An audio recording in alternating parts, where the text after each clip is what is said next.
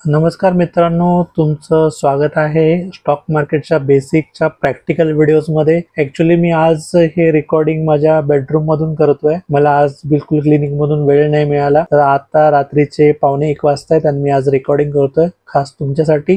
तुम्हाला स्क्रीनवरती जो डायग्राम दिसतोय तो चढणाऱ्या पायरीचा दिसतोय आणि उतरणाऱ्या पायरीचा दिसतोय। आता मागच्या व्हिडिओमध्ये आपण या गोष्टी पाहिल्या होत्या।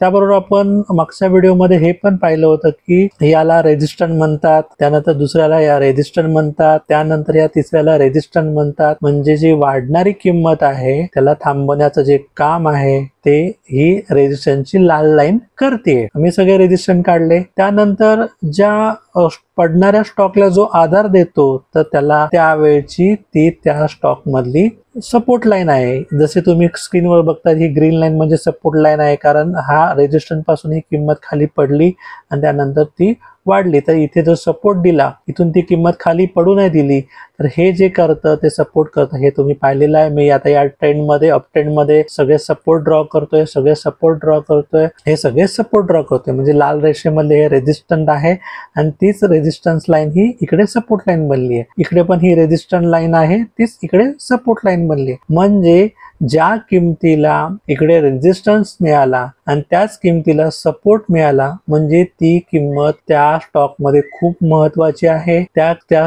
किमतीपासून जर स्टॉक वरती जात असेल त्याचा असा अर्थ की तिथे बुलिश असणाऱ्या लोकांची ताकद जास्त आहे, आणि समजा तीच लाईन तोडून ते स्टॉक खाली पडत असेल तर याचा असा अर्थ होतो तिकडे बेरिश किंवा स्टॉकची किंमत पाडणाऱ्या लोकांची ताकद जास्त आहे। हे आपल्याला लक्षात येतं। म्हणजे सपोर्ट आणि रेजिस्टन्स लाईन मधून आपल्याला हे सगळ्यात महत्वाचं कळतं की त्यावेळी त्या स्टॉक मध्ये कुठल्या किमतीला जास्त महत्व आहे। म्हणजे त्या किमतीच्या वरती गेलं तर बुलिश लोक जिंकणार असतात आणि त्याच्या खाली पडलं तर बिअरिश लोक जिंकणार असतात। म्हणजे तो एक क्रुशियल पॉइंट आहे। हे त्याच्यावरून तुम्हाला कळालं असेल की त्या लाईनला किती महत्व आहे। त्यानंतर ह्या पडणाऱ्या ट्रेंड मध्ये म्हणजे डाऊन ट्रेंड मध्ये ही ग्रीन लाईन आहे, म्हणजे वरतून स्टॉक खाली पडतोय पण तिथे डायरेक्ट परत आणखी खाली पडत नाही, तर तिथून परत तो वरती जातोय, अप ट्रेंड घेतोय तात्पुरता, तर त्याला आपण सपोर्ट लाईन म्हणू। ही दुसरी सपोर्ट लाईन, त्यानंतर खाली स्टॉक पडल्यानंतर परत हा तिसरी सपोर्ट लाईन जिथून परत स्टॉक वरती आला, आणि त्यानंतर ज्या ठिकाणी त्याला रेजिस्टन्स मिळाला म्हणजे ती वरची लाईन आहे जिथून खाली स्टॉक पडला, ही पहिली रेजिस्टन्स लाईन, ही दुसरी रेजिस्टन्स लाईन आणि ही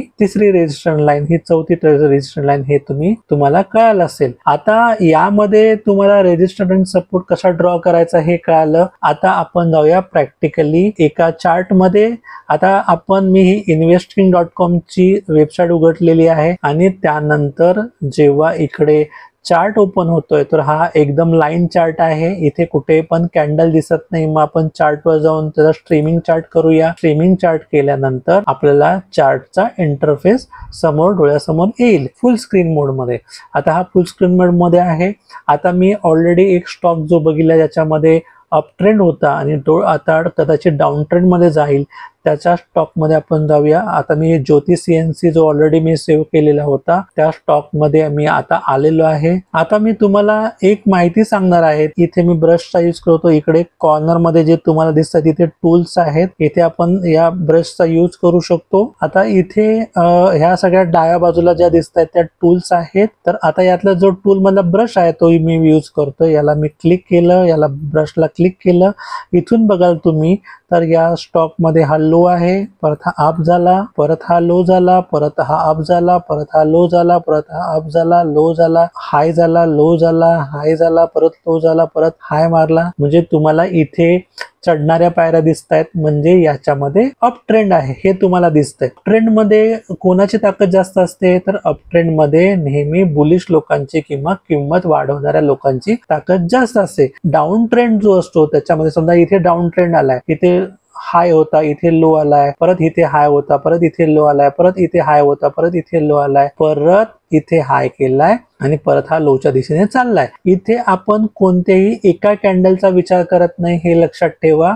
ट्रेंड चेक करताना नेहमी आपण ब्रॉड माइंडनी विचार करायचा आहे। कॅन्डलचा विचार कधी करायचा त्याच्यावर मी थोड्या वेळाने येतोच आहे। पण तुम्हाला मी आता सपोर्ट रेजिस्टन्स मध्ये इंडिकेटर किंवा आणखी कुठली पद्धत आहे ज्याच्यामध्ये सपोर्ट रेजिस्टन्स बघू शकतो त्याची तुम्हाला मी माहिती देत आहे. आता याच्यामध्ये कसं आहे की समजा मला इथे एक इंडिकेटर निवडायचं आहे ज्याचं नाव आहे मुव्हिंग ऍव्हरेज. मग आता मी मुव्हिंग ऍव्हरेज करतो. इथे मुव्हिंग ऍव्हरेज क्लिक केल्यावर इकडे मुव्हिंग ऍव्हरेज दिसतंय तुम्हाला.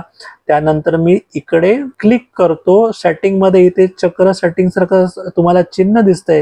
या सेटिंगच्या चिन्हावर मी क्लिक केलं आणि इथे मी 20 डेज लिहिलं किंवा लेंथ 20 ठेवली. 20 म्हणजे गेल्या 20 दिवसाची. आता मी थोडं परत सेटिंग मध्ये जातो आणि याचं स्टाईल जे आहे ते जरा थोडं चेंज करतो. म्हणजे हे जर मी इकडे घेतलं तर ही जी लाईन दिसते तुम्हाला ब्ल्यू कलरची ती थोडी जाड दिसेल. आणखी पुढे नेलं आणखी जाड दिसेल. आता ही जाड केली मी आणि त्याला ओके केलं. आता मी काय करतो, हे जे ब्लॅक लाईन आहे अप ट्रेंडची आणि खाली लाईन आहे डाऊन ट्रेंडची दिसते, पण याच्यामध्ये तुम्हाला बघाल थोडं मी ही जी ब्लॅक लाईन आहे तिला थोडं इनविजिबल करतो. आता तुम्ही बघाल तर ही ब्लॅक लाईन आपण काढून टाकली आहे. आता तुम्ही बघाल तर ह्या ब्ल्यू लाईनला तो स्टॉक खाली पडतोय, ब्ल्यू लाईनच्या तिथे थांबतोय, परत वरती जातोय, परत खाली उतरतोय, या ब्ल्यू लाईन जवळ थांबतोय, परत वरती जातोय, परत ब्ल्यू लाईनला जवळ थांबतोय, परत वरती जातोय, परत ब्ल्यू लाईन जवळ थांबतोय, परत वरती जातोय, परत खाली पडतोय तर ब्ल्यू लाईनच्या वरतीच थांबतोय पण खाली पडत नाहीये. म्हणजे कुठे पण इकडे बघा या ठिकाणी या ठिकाणी या ठिकाणी म्हणजे मी समजा इथे ब्रशनी हा पोर्शन गोल केला, हा पोर्शन गोल केला, हा पोर्शन गोल केला, हा पोर्शन गोल केला, हा पोर्शन गोल केला, या पाचही ठिकाणी स्टॉक मध्ये खाली पडली पण त्या ब्ल्यू लाईनच्या वरती तो स्टॉक तिथेच राहिला आणि तिथून परत वरती उसाळी मारली किंवा अप डायरेक्शन मध्ये गेला, वरच्या डायरेक्शन मध्ये गेला, म्हणजे ही ब्ल्यू लाईन आहे ही सपोर्टचं काम करते. म्हणजे स्टॉक वरती जातोय, परत खाली पडला तर या लाईनच्या वरतीच थांबतोय किंवा आजूबाजूला थांबतोय आणि परत स्टॉक वरती जातोय. त्याच्यावरून तुम्हाला कळलं असेल की सपोर्ट साठी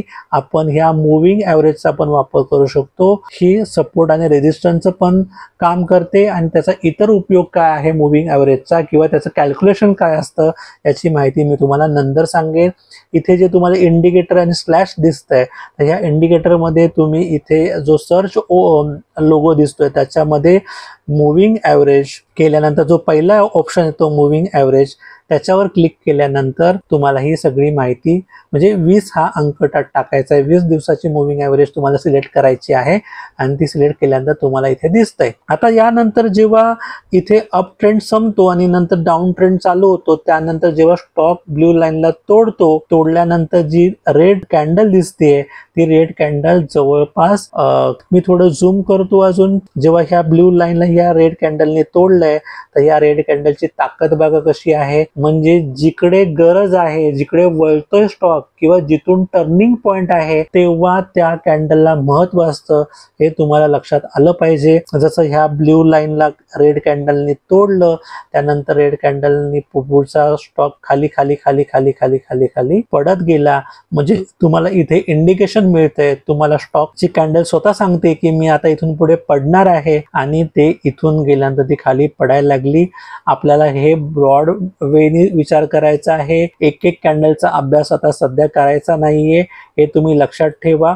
आता परत आपण जी मारूबाजू कॅन्डल असते, मारूबाजू म्हणजे ज्या कॅन्डल मध्ये वरती आणि खाली वीक नसते किंवा सगळ्यात स्ट्रॉंग कॅन्डल असते जी मागच्या आपण व्हिडिओमध्ये बघितलं त्याच्यामध्ये बघाल तर हा स्टॉक जसा इथून वरती गेला आणि परत खाली आला, परत वरती गेला, परत खाली आला, म्हणजे हा अप ट्रेंड चालू आहे. अप ट्रेंड मध्ये कोणाची ताकद जास्त असते? बुलिश लोकांची. त्यामुळे नेहमी प्रवाहाच्या विरुद्ध अजिबात स्टॉक मध्ये एंट्री करायची नाहीये. तुम्हाला एंट्री करायची असेल तर प्रवाह बरोबर जायला लागेल किंवा मोठ्या व्यक्ती किंवा मोठी माणसं स्टॉक मार्केटमध्ये कसा विचार करतात त्याप्रमाणे जायला लागेल. तुम्ही इथे जर सेलिंगची किंवा विकण्याची निर्णय घेणार तर तुम्ही लॉस मध्ये जाल, फायद्यामध्ये जाणार नाही. म्हणजे तुम्हाला कळालं असेल की आपल्याला इथे जरी स्टॉक मध्ये जी घडामोडी दिसते किंवा त्याच्यामध्ये चेंजेस दिसत आहेत त्यावेळेस आपल्याला कुठे एंट्री घ्यायची आहे त्याचं पण तुम्हाला मी उदाहरण सांगतो. समजा हा स्टॉक वरती जातोय, परत खाली येतोय, मी थोडं ड्रॉ पण करून दाखवतो. समजा हा स्टॉक वरती जातोय, खाली येतोय, वरती जातोय, खाली येतोय, वरती जातोय, खाली येतोय. तुमचं या स्टॉककडे लक्ष लागलं आणि त्याची मुवमेंट तुम्हाला समजायला लागली की हा ब्ल्यू लाईनला किंवा ह्या सपोर्ट लाईनला खाली येत नाहीये, इथे आजूबाजूलाच ट्रेड करतोय. मग तुम्हाला जेव्हा त्या लाईनच्या जवळ हा स्टॉक ट्रेड करताना दिसतोय, तेव्हा तुम्ही त्या स्टॉककडे लक्ष द्यायचं आहे. आणि तुम्हाला असं वाटलं की त्या स्टॉकमध्ये मला आता आतमध्ये एंट्री करायची आहे किंवा त्या स्टॉकचा मला विचार करायचा आहे. मी थोडं झूम करतो इकडे. आता हा ब्ल्यू लाईनच्या इकडे ट्रेड करतोय, तुम्हाला इथे ते कळालं असेल. पण इथे तुम्ही एका कॅन्डलची वाट बघायची की जी सगळ्यात स्ट्रॉंग कॅन्डल असेल. आता तुम्हाला ह्या ब्ल्यू लाईनच्या वरती ही कॅन्डल दिसली, पण या कॅन्डलची बॉडी छोटी आहे, मग तुम्ही शांत बसला. परत ही मोठी कॅन्डल तयार झाली, तिला थोडी छोटीशी खाली वीक आहे, वरती अजिबात वीक नाहीये. म्हणजे ही जवळपास 99% मारू बाजू कॅन्डल आहे. मारू बाजू कॅन्डल म्हणजे आता इकडे एक मारू बाजू कॅन्डल झाली आहे, तुम्हाला दाखवतो. आता ही एवढी मोठी कॅन्डल आहे, पण याच्यामध्ये खाली वीक नाहीये, वरती पण वीक नाहीये, पूर्ण बॉडी आहे. म्हणजे या बॉडीमध्ये कॅन्डलच्या भरपूर सामर्थ्य आहे. आणि वीक म्हणजे वाद जी विरोध करते त्याचं सामर्थ्य त्याच्यामध्ये 1% पण दिसत नाहीये. आणि या कॅन्डलमध्ये कुठे 1% 2% वीकचं सामर्थ्य दिसतंय, नाही तर बॉडीचं सामर्थ्य जास्त दिसतंय. याच्यावरून तुम्हाला कळालं असेल की आता आपल्याला इथे एंट्री घ्यायची आहे. कारण आपण अशा पॉईंटच्या ठिकाणी आहोत की ज्या ठिकाणी सपोर्ट सुद्धा मिळालेला आहे आणि ज्या ठिकाणी स्ट्रॉंग कॅन्डल पण तयार झालेली आहे. म्हणजे इथे दोन गुण जुळतायत. एक तर सपोर्टचा गुण जुळतोय आणि दुसरा म्हणजे कॅन्डलचा गुण जुळतोय. याच्यावरून तुम्हाला कळालं असेल की या स्टॉकमध्ये तुम्हाला एंट्री करायची आहे. आणि तुम्ही या स्टॉकला इथे जर एंट्री करणार तर तुम्ही बघा, या स्टॉकची किंमत जवळपास इथे 688 रुपये किंमत आहे. या दिवशी समजा या कॅन्डलवरती मी हा जो क्रॉस आहे तो ठेवला, तर तुम्हाला वरच्या बाजूला इथे जे नाव आहे, नावाच्या बाजूला इथे ओपन, हाय, लो, क्लोज आहे. तो कुठला दिसतो, त्या कॅन्डलवरती मी कर्सर नेणार किंवा तो प्लस चिन्ह नेणार तर तुम्हाला हा दिसेल. मग त्या दिवशीचा हाय जो होता की तो होता 696 रुपयाचा. तो तुम्हाला इथे 696चा हाय दिसतोय. तो 696ला जरी तुम्ही बाय केला असता हायला, तरी त्या स्टॉकची किंमत नंतर ब्ल्यू लाईन तोडेपर्यंत त्याची किंमत होती 1277. म्हणजे तुमचे पैसे जवळपास डबल झाले असते. म्हणजे तुम्हाला एवढ्या दिवस त्या स्टॉकमध्ये एंट्री केल्यानंतर वाट पण बघायची आहे. आणि दुसरी याची पण वाट बघायची आहे की ह्या ब्ल्यू लाईनला त्या स्टॉकनी पुढचे 1 किंवा 2 दिवस अजिबात तोडायला नको. ज्या दिवशी स्टॉकला मोठ्या कॅन्डलने तोडलं त्या दिवशी तुम्ही तिथून एक्झिट व्हायचं आहे किंवा तिथून तो स्टॉक सेल करून प्रॉफिट बुक करायचा आहे. हे तुम्हाला या गोष्टीतून कळालं असेल. आता आपण जाऊया दुसऱ्या एका उदाहरणामध्ये. आता मी इथे निफ्टीचा चार्ट काढलेला आहे. हा 5 तासाचा चार्ट आहे. म्हणजे 5 तासाचा चार्ट म्हणजे याचा असा अर्थ होतो की प्रत्येक कॅन्डल ही 5 तासाची आहे आणि 5 तासामध्ये ओपन, हाय, लो, क्लोज ही कॅन्डल दाखवते. इथे जर मी 1 दिवसाचा करणार तर प्रत्येक कॅन्डल ही 1 दिवसाची असणार आहे. इथे 5 मिनिटं केलं तर प्रत्येक कॅन्डल 5 मिनिटाची असणार आहे. म्हणजे त्या 5 मिनिटामध्ये त्या कॅन्डलमध्ये हाय, लो, क्लोज काय होत आहे त्याच्यामध्ये दिसेल. आता त्या गोष्टीकडे आपण नंतर बघूया. आता तुम्ही या ही निफ्टी म्हणजे निफ्टी 50 इंडेक्स आहे. त्यामध्ये बघाल की ही जी लाईन काढलेली आहे मी, याच्यातून तुम्हाला समजेल की उतरणाऱ्या पायरीसारखी दिसते. याचा असा अर्थ होतो की याच्यामध्ये डाऊन ट्रेंड आहे. आता डाऊन ट्रेंडमध्ये कशाची जास्त ताकद असते, तर डाऊन ट्रेंडमध्ये खाली पाडणाऱ्या म्हणजे बेरिश लोकांची ताकद जास्त असते. म्हणजे आपल्याला इथे बायचा कॉल घेता येणार का किंवा बायमध्ये एंट्री करायला लागणार का, तर अजिबात नाही. आपल्याला सेलची एंट्री करायला लागेल. म्हणजे आधी विकायला लागेल आणि नंतर खरेदी करायला लागेल. म्हणजे त्या गोष्टी कशा करायच्या असतात त्या मी तुम्हाला नंतर समजेन. पण तुम्हाला लक्षात ठेवता आलं पाहिजे की डाऊन ट्रेंडमध्ये नेहमी सेल करायचं आहे आणि अप ट्रेंडमध्ये नेहमी बायचा ऑप्शन करायचा आहे किंवा बाय करायचं आहे किंवा खरेदी करायचं आहे. आता जेव्हाही स्टॉक एवढ्या इथपर्यंत हायपर्यंत येतो आणि खाली पडतो, परत हायपर्यंत जातो, परत खाली पडतो, तर त्याची जी रेजिस्टंट लेवल आहे किंवा त्याच्यामध्ये असणारी जी रेजिस्टंटची लाईन आहे ती कशी असेल तर मी इथे ड्रॉ करतो. ही झाली त्याची पहिली रेजिस्टंट लाईन, ही झाली त्याची दुसरी रेजिस्टंट लाईन, ही त्याची झाली तिसरी रेजिस्टंट लाईन, ही झाली त्याची चौथी रेजिस्टंट लाईन आणि ही झाली पाचवी रेजिस्टंट लाईन. आता प्रॉब्लेम काय आहे की पहिल्या रेजिस्टंट लाईनपेक्षा दुसरी रेजिस्टंट लाईन आहे ही खाली पाहिजे. दुसरा रेजिस्टर म्हणजे हायची लेवल, म्हणजे उतरणाऱ्या पायरीसारखा, म्हणजे त्याला लोअर हाय असं म्हणू. आणि याचं महत्व कधी होतं, समजा एखाद्या स्टॉकमध्ये किंवा इंडेक्समध्ये जर डाऊन ट्रेंड असेल, आता म्हणजे डाऊन ट्रेंडमध्ये हायर लो असतात किंवा लोअर हाय असतात, हे तुम्ही बघितलं. आता प्रश्न येतो की आपला जो डाऊन ट्रेंड झाला आहे, जर डाऊन ट्रेंडमध्ये त्या स्टॉक पडायचा बंद कधी होतो, तर बंद होतो त्याचा आधीच आपल्याला लक्षात दिसतं. उदाहरणार्थ हे जेव्हा इथे पडला, त्यानंतर वरती गेला, पण नंतर खाली पडला, तर ही खाली पडण्याचा जो लो आहे, पहिल्या लोपेक्षा दुसरा येणारा लो आहे तो खाली पाहिजे. पण जर आपण समजा मी इथे आता लोची लाईन काढतोय, समजा इथे मी ग्रीन लाईन काढतो जरा, म्हणजे तुम्हाला फरक कळेल. आता समजा ही ग्रीन लाईन आहे, तर पहिल्या हाय पासून हा दुसरा लो तयार झाला, पुढच्या हाय पासून हा पुढचा लो तयार झाला, पण ह्या लोनी पहिल्या लोला तोडलं नाही, जे तोडणं आवश्यक होतं. मग इथेच आपल्याला एक सिग्नल मिळतोय की जो आपलं ठरलेला आहे किंवा लोअर लो झाला पाहिजे, तो लोअर लो इथे झालेला दिसत नाही. ह्या लोपेक्षा पुढचा लो खाली पाहिजे, म्हणजे ॲक्च्युली हा डाऊन ट्रेंडमध्ये असता तर याचा लो असा पाहिजे होता, नंतर असा पाहिजे होता, असा पाहिजे होता, असा पाहिजे होता, असा पाहिजे होता. पण तसं घडताना दिसलं नाही. तिकडे तुमचा फुल स्टॉप झाला किंवा ती गोष्ट तिथेच थांबली. मग आपल्याला वाट बघायचं आहे की पुढे काय घडतंय. पुढे एक दुसरा हाय झाला, परत पुढचा लो झाला, परत ह्या लोनी सुद्धा ही जी खालची सपोर्ट लाईन आहे तिला तोडलं नाही किंवा तो खाली नाही आला. याचा असा अर्थ होतो की आपल्याला इथे बघायला लागेल की आणखी काय होतंय किंवा कुठली कॅन्डल अशी तयार होते का ज्याच्यामुळे आपल्याला कन्फर्म होऊन जाईल की इथे बुलिश लोकांची ताकद वाढलेली आहे. आता ही जी कॅन्डल आहे मी ती झूम करतो. झूम केल्यानंतर तुम्हाला कळेल की या कॅन्डलमध्ये 99% मारुबो जो कॅन्डल आहे किंवा स्ट्रॉंग कॅन्डल आहे.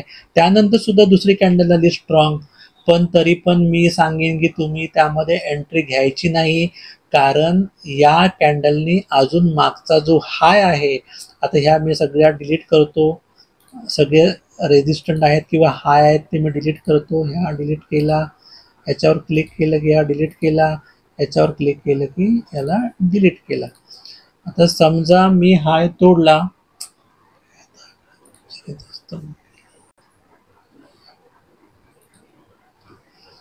आता मी सगळे रेजिस्टंट तोडलेले आहेत किंवा हाय आहेत ते काढून टाकलेले आहेत. आता दोनच लाईन राहिलेत, हा म्हणजे सपोर्ट लाईन, ही म्हणजे रेजिस्टंट लाईन. आता मी काय विचार करेन, इथे जरी लोअर लो नाही बनवले आणि इथे जरी चांगली कॅन्डल किंवा स्ट्रॉंग कॅन्डल सुरू झाली आहे, तरी मी वेट अँड वॉच करेन, कारण यांनी हा जो हाय असेल किंवा शेवटचा जो हाय आहे किंवा हा रोज रेजिस्टंट आहे तो तोडलेला नाही. त्यांनी इथे रेजिस्टंट तोडला, इथे तोडला, इथे तोडला, मी थोडं झूम करतो, इथे तोडला, इथे तोडला, तरीही मी एंट्री घेतली नाही. मी वाट बघितली एका स्ट्रॉंग कॅन्डलची आणि इथे नेमकी ती स्ट्रॉंग कॅन्डल तयार झाली. म्हणजे याचा असा अर्थ होतो की इथे बुलिश कॅन्डल आहे आणि बुलिश लोक या बिअरिश लोकांचं अजिबात ऐकत नाही आणि त्यांनी एवढी स्ट्रॉंग कॅन्डल तयार केली की या सगळ्या बिअरिश लोकांना हरवलं. आणि इथेच माझा एंट्री पॉईंट बनतो आणि कन्फर्मेशन होतं 100% की मी रेजिस्टंट पण तोडला आहे, मी सपोर्ट लाईनला पण सपोर्ट केला आहे, सपोर्ट लाईनपासून मी वरती आलो आहे, खाली पडलो नाही. याच्यामध्ये तुम्हाला 3-4 गुण जुळत आहेत. म्हणजे गुण कुठले जुळले, एक तर हा लोअर लो बनवला नाही, दुसरा वेळेस ट्राय केला तेव्हाही लोअर लो बनवला नाही, आणि इकडे पण ट्राय केला, इकडे पण लोअर लो बनवला नाही, म्हणजे तिन्ही वेळेस लोअर लो बनवला नाही.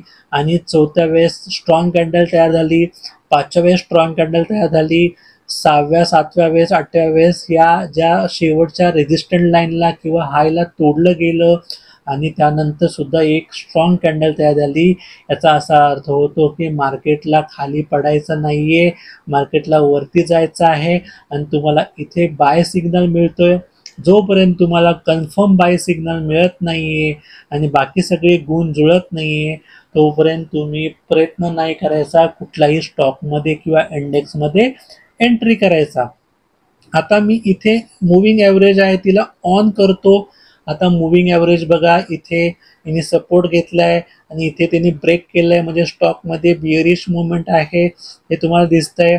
पहिल्या वेळेस इथे सपोर्टला तोडलेला आहे, दुसऱ्या वेळेस सपोर्टला तोडलेला आहे, पण ह्या शेवटी रेड लाईनला किंवा रेजिस्टंटला किंवा शेवटच्या हायला तोडलेला नाही. तोपर्यंत आपण वाट बघितली आणि इकडे आपल्याला एक बुलिश कॅन्डल दिसली, फार मोठी बॉडीवाली. तेव्हा आपल्याला कन्फर्म झालं आणि त्यानंतरच आपण एंट्री घेतली.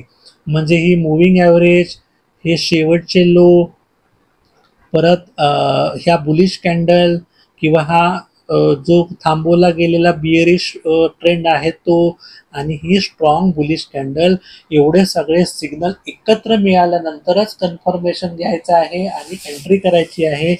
एका पॉईंटनी किंवा एका गुणांनी विचार करून आपण एंट्री घ्यायची नाहीये. आपण एंट्री घेतो जिकडून यू टर्न मिळतो किंवा त्याची सुरुवात होते, अशा ठिकाणाहून आपण एंट्री घेतो, हे लक्षात घ्या. अचानकपणे कोणताही विचार न करता स्टॉकमध्ये किंवा इंडेक्समध्ये बाय करू शकत नाही.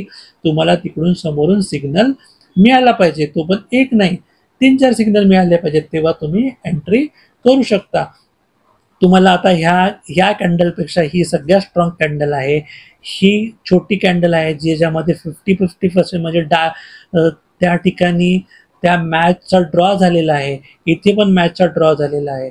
इथे मॅचचा ड्रॉ होणार होता पण मागून खाली बाईंग खूप झालेली आहे. इथे छोटी कॅन्डल आहे, इथे छोटी कॅन्डल आहे, म्हणून या कॅन्डलचा आपण अजिबात विचार केला नाही एंट्री पॉईंट म्हणून, कारण या कॅन्डलची बॉडी छोटी आहे. याच्यामध्ये 50-50 म्हणजे ड्रॉ झालेला आहे, याच्यामध्ये पण बॉडी छोटी आहे, याच्यामध्ये बॉडी बऱ्यापैकी आहे पण वीक मोठी आहे. त्यामुळे आपण या कॅन्डलचा विचार केला नाही. या कॅन्डलचा विचार केला कारण याच्यामध्ये बॉडी मोठी आहे, ग्रीन बॉडी आहे आणि वीक फार छोटी आहे, त्यामुळे आपण इथे बुलिश व्यू घेतला. बाकी या candle, green candle, red candle, green candle, red candle याचा अजिबात विचार करायचा नाही.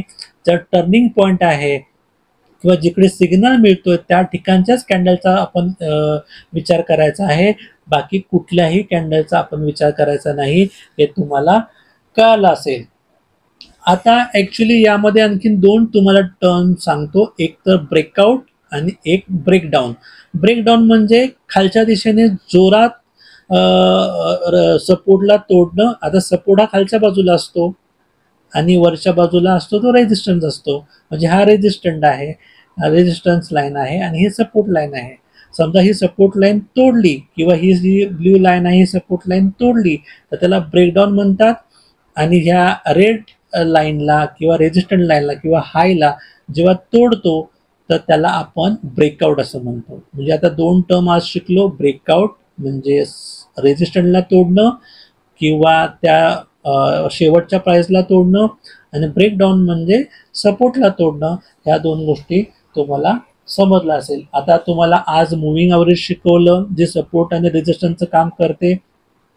स्टॉकमध्ये एंट्री घेण्यासाठी कुठल्या कॅन्डलचा आपण विचार करायचा हे तेही शिकवलं.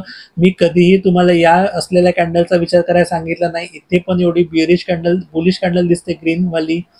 इथे मी थोडं झूम करून दाखवतो, ही एवढी ग्रीन कॅन्डल दिसते पण इथला आपण विचार केला नाही कारण तो पॉइंटच नाही इकडे विचार करण्याचा. कारण ह्या ज्या रेजिस्टंट लेवलला ग्रीन कॅन्डलचा काही फायदा नसतो, रेजिस्टंट लेवलला रेड कॅन्डलचा विचार करायचा असतो आणि सपोर्टला ग्रीन कॅन्डलचा विचार करत असतो. म्हणून मी नेहमी रेजिस्टंटला रेड लाईन वापरतो आणि सपोर्टला ग्रीन लाईन वापरतो, कारण ग्रीन लाईनच्या ठिकाणी ग्रीन कॅन्डलचा उपयोग जास्त आहे, रेड त्याच्या ठिकाणी रेड लाईनचा उपयोग, रेड कॅन्डलचा उपयोग आपण बघायचा असतो. जसं या रेड लाईनच्या तिथे रेड कॅन्डल तयार झाली, मग त्यानंतर खाली स्टॉक पडला. पण आपण नेहमी बाईंग पोझिशनचा विचार करतोय, त्यामुळे आता इथे बाय कुठला होणार आहे ते ह्या बाय कॅन्डलने आपल्याला समजलं. त्यानुसार आपण पुढे त्याचा फायदा झाला हे या चार्टमधून दिसतंय. आपण इथे जी लेवल होती ती 19,736 हा जो कोपऱ्यामध्ये हाय दिसतोय आणि इकडे जो हाय केलाय सगळ्यात शेवटी तो 20,220 चा आहे. म्हणजे तुम्हाला कळालं असेल की कॅन्डलचं किती महत्व आहे आणि यातून तुम्हाला ते दिसून येत असेल. धन्यवाद. Thank you very much.